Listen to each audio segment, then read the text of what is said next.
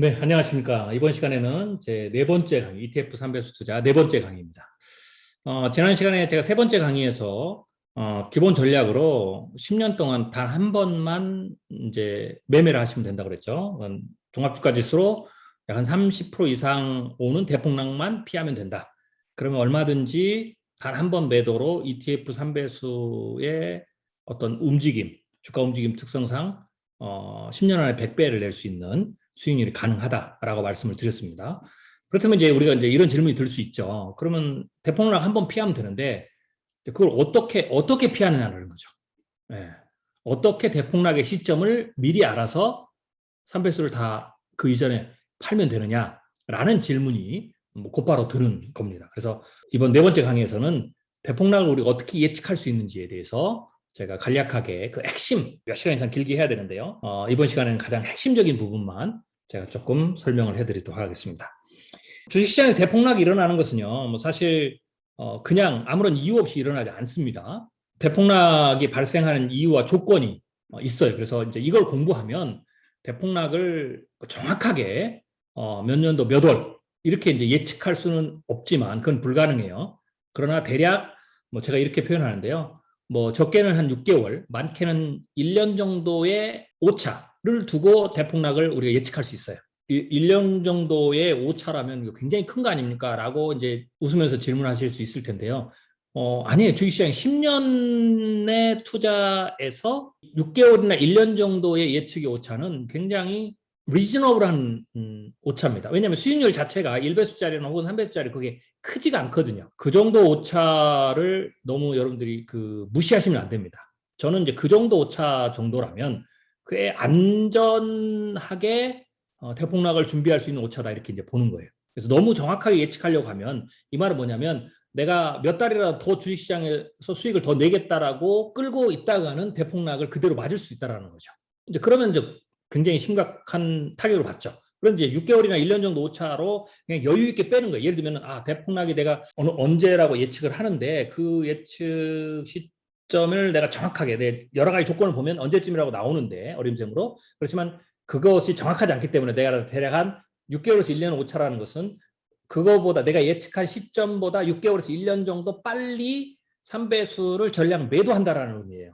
오차라는 것은 그 정도 여유를 두고 그럼 이제 내가 매도하고 난 이후에도 6개월이 지나도 1년 정도 다 가까이 되는데도 대폭락이 일어나지 않을 수 있죠. 그래도 그렇게 하시는 게 좋다는 거예요. 왜냐하면 그 1년 동안 수익률이 그다지 크지 않고 그리고 이게 6개월이냐 1년이냐 혹은 뭐 최악의 경우 1년 6개월 2년도 갈 수 있거든요. 그러나 그럼에도 불구하고 내 예측의 오차가 그 정도 수준의 오차가 나더라도 대폭락이 오면 엄청난 수익을 낼 수 있거든요. 그렇기 때문에 그 대폭락을 일단 피하기만 하면 그게 좀 더 일찍 뺐든 좀 더 늦게 뺐든 상관없이 혹은 생각보다 꽤 일찍, 너무 일찍 뺐다라고 하더라도 그 수익률을 포기하고서라도 대폭락이 실제로 일어나면 저점에서 전량 매수를 다시 하면 수익률이 폭발적으로 올라가기 때문에요. 그 정도의 수익률은 얼마든지 포기해도 된다라는 것을 의미하는 겁니다. 그래서 오차를 그 정도로 생각하셔야 돼요. 이제 이거는 제가 전문가, 그러니까 경제나 뭐 여러 가지 사회적 변화라든지 혹은 이제 대폭락을 예측할 때 이제 제가 쓴 다른 책들을 보면 굉장히 많은 이제 신호들을 가지고 이제 복합적으로 분석을 하거든요. 그런 전문가가 아닌 경우에를 의미하는 겁니다. 그러니까 주린이 같은 경우에 혹은 이런 분야에 굉장히 지식이 많지 않으신 분들은 그런 조건들을 막 다 설명하면 굉장히 복잡해져요. 그리고 이제 오히려 더 대폭락 시점을 예측하기가 힘들죠. 그래서 그렇게 하지 마시고 조금 대폭락의 시점을 좀 여유 있게 오차 범위를 좀 여유 있게 두시고 제가 그 다음에 여유 있게 두면 대폭락이 임박했다라는 신호를 주는 지표가 제가 이제 오늘 한 3개 정도 가르쳐 드릴 텐데요. 이 3개 정도만 가지고도 신호를 포착할 수가 있어요. 그리고 이 3개의 신호는 꽤 경제에 깊은 지식을 갖고 있지 않아도 혹은 줄인이라도 충분히 파악할 수 있는, 포착할 수 있는 신호예요. 물론 그 3가지 신호만 가지면 오차 범위가 6개월에서 1년 정도 혹은 뭐 1년 6개월 최대 경우 그 정도까지도 날 수가 있어요. 그렇지만 그 정도가 나더라도 미리 그 정도를 다 매도하고 6개월이든 1년이든 기다리는 것 그냥 무작정 기다리는 거거든요. 간단해요. 무작정 기다리는 거예요. 전체 현금화하고 그걸로도 충분히 효과가 있다. 라는 겁니다. 그래서 그 부분을 좀 이제 말씀드리는 거예요. 이 부분은 이제 이 표는 제가 연준이 이제 양적 완화를 하고 또 그다음에 긴축을 하는 패턴을 가지고 주식시장이 어떻게 움직이는지를 제가 보여드리는 거고요. 이제 이 표는 여러분들이 그냥 두 개로 나눠서 보시면 돼요. 이게 이제 주식시장 이전 대폭락이고 다음 대폭락이죠. 이 사이에 두 개로 나누면 여기까지는 연준이 돈을 푸는 거예요. 완화죠. 완화 정책이고요. 통화 완화 정책. 여기서는 이제 긴축 정책으로 들어가요. 네.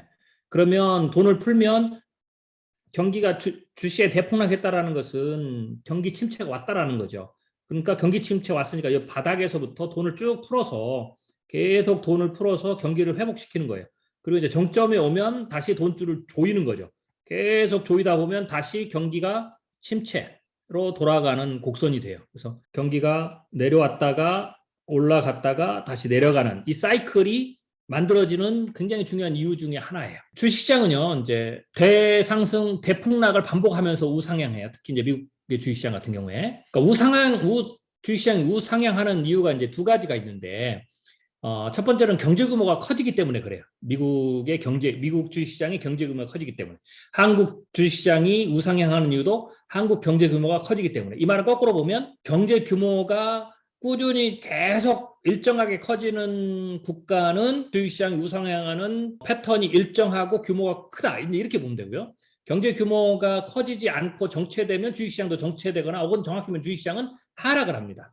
하향을 하는 거죠. 그리고 그 속도가 느리거나 상대적으로 규모가 적으면 주식시장이 우상향하더라도 그 속도가 느린 거죠. 이게 이제 후자가 한국의 경우에. 그 다음에 두 번째로는 주식시장이 우상향하는 두 번째 이유는요. 첫 번째가 이제 경제 규모가 커진다고 그랬죠. 두 번째로는 지속적으로 돈 가치가 하락해서 그래요. 주식이 실물이라면 이제 주식은 이제 기업의 어떤 일정한 포션을 사는 거잖아요. 이게 실물이죠. 그런데 이것을 돈을 주고 사요. 근데 이 돈 가치가 떨어지니까 이게 이제 주식이라는 상품 가치가 올라가죠. 그렇기 때문에 주식이라는 상품 가치가 올라가니까 주가 가치가 올라가는 거예요. 그래서 돈 가치가 지속적으로 하락하기 때문에 우상향한다. 다시 정리합니다.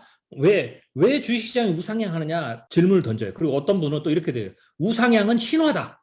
이거 믿으면 안 된다. 그러니까 우상향한다고 믿으면 이제 존버를 하는 거죠. 사실 3배수짜리도 10년 동안 존버하는 거예요. 가장 기본 전략이. 근데 이거를 수익률을 극대화하기 위해서 기본 전략이 대폭락 딱 한 번만 우리가 예측해서 샀다 팔았다 하는 거죠. 기본적으로는 장기 투자를 하는 거죠. 존버를 한단 말이에요. 근데 사람들이 이제 뭐 요새 이제 코로나19 이후에 존버라는 단어가 굉장히 유행하니까 또 일부에서 반박이 와요. 이건 신화다. 주식시장이 우상향하는 것은 사람들이 갖고 있는 신화다. 신화일 수 있어요. 왜냐하면 뭐 수백 년, 수천 년 동안 우상향하는 건 아니니까. 그렇지만 미국 시장은 제가 지난번 강의에도 보여드렸듯이 100년 동안 우상향했어요. 최소 100년 동안. 그러니까 이거는 앞으로도 우상향 가능성이 확률적으로 꽤 높다. 이제 이렇게 봐야 되고요. 그 우상향하는 이유가 바로 미국의 경제 규모가 커지고 그다음에 미국의 달러 가치가 계속 하락하기 때문에 그래요. 그러면은 우상향하지 않는다라는 우상향 신화가 깨지면 어떻게 될까요? 일부에서 얘기하는 것처럼 우상향은 신화다. 계속해서 우상향하지 않는다. 지난 100년 동안 미국 주식시장이 우상향했더라도 앞으로 100년 동안 우상향한다고 담보하지 못한다라고 하면서 반박을 하는데 그 반박이 먹히려면 이 두 가지 조건이 거꾸로 가면 돼요. 미국의 경제 규모가 커지지 않는다. 그러면 우상향 신화가 깨져요. 그 다음에 두 번째, 미국의 돈 가치가 하락이 일어나지 않는 거죠. 그러면 우상향이 깨진단 말이죠. 이 두 가지 조건이 반대로 돌면 깨져요.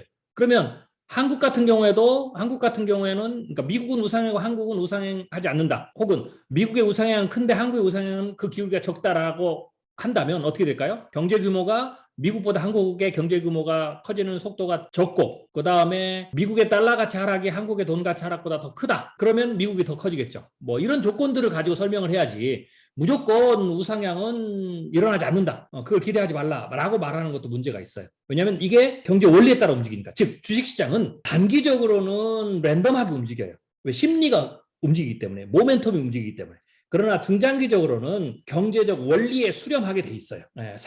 주식시장도 상품이기 때문에. 그러면 그 상품 시장의 규모가 커지면 계속 커지는 거예요. 우상향. 그게 경제 규모가 커지는 거예요. 그런데 두 번째로는 상품은 그대로 있는데 그 상품을 사는 돈 가치, 즉 달러 가치가 계속 하락하면, 즉 달러 가치가 하락한다는 건 뭐예요? 연준이 유동성을 더 늘린다는 거죠. 과거보다 더 계속 늘린다는 거죠. 그렇게 되면 돈이 더 많이 늘어나니까, 즉 돈이 계속 시중 올해보다 내년보다 내후년에 계속 더 늘어나면 돈 가치가 하락하고 그러면 주식시장은 계속 우상향하는 거죠. 그게 이제 우상향하는 이제 이유입니다. 그런데 이제 이렇게 우상향을 하지만 조건이 제가 지금 말씀드린 것처럼 이 연준의 정책이라든지 혹은 경기의 자연적인 어떤 그런 흐름들이라든지 이런 것 때문에 주식시장 대상승과 대폭락이 반복이 돼요. 그 이유를 이제 다시 세 가지로 정리해 보면, 첫 번째로는 경기가 자체가 호황과 불황을 반복하기 때문이고요. 두 번째로는 제가 지금 연준의 완화 정책을 말씀드렸지만 정책에 의해서 시중에 돌아다니는 돈의 규모도 늘었다 줄었다를 반복해요. 그리고 세 번째로는 주식시장에서 광기가 반복적으로 일어나기 때문에 그래요. 그러니까 이런 것들이 이제 합쳐지면서 장기적으로는 우상향하는데 그 우상향하면서 대상승과 대폭락을 반복한다. 자, 이렇게 여러분들이 기본적으로 이해하시면 될 것 같습니다.